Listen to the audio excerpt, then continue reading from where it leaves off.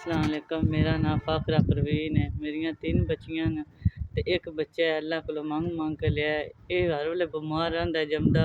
इहदे टेस्ट कराए न ते इसने टीबी निकली है ते डॉक्टर ने लिख के दित्ती दवाई। मेरी दवाई लो, 6 महीने दा कोर्स इहदा कराओ ते दवाई वास्ते पैसे कोई नहीं। खावन मेरा मजदूरा बंदा है, कोई शै लै आवे ते कोई शै पका लवे दी बच्चों वास्ते ना लिया चुप आके तकी दे। रमज़ान है, रोज़े रखसूं भी परेशान है, रोज़े खोलने ते भी कोई शै नहीं, ऐसी दवाई जोगे भी कोई नहीं जिस बच्चे दी दवाई ले लवी। अल्लाह दी ज़ात कोई आसरा कीता मैं अपने बच्चे दी दवाई ले लवां, मेरा बच्चा ठीक हो जावे। अल्लाह दी ज़ात ही है, अल्लाह कोलों मंग के लिया एक बच्चा।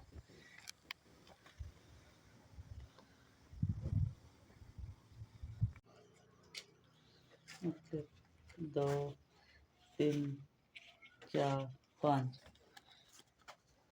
जी तुहाडा गले 5000 आ गया। अल्लाह पाक तुहाडी ज़िंदगी करे। मेरे बच्चे ने डॉक्टर टीबी दसी, मैं दवाई ले लै रोज़े ने ते बच्चों दा कोई खाने पीने दी भी चीज़ आ जासी।